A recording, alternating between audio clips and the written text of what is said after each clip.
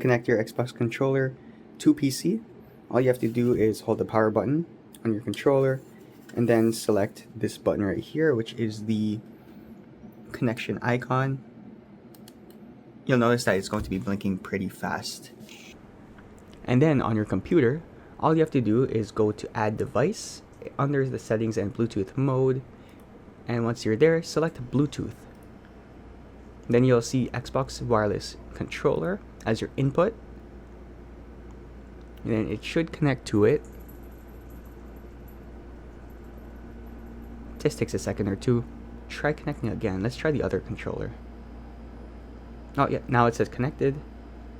And now you'll be able to use your controller, and it tells you how much battery it's got. It tells you that it's connected.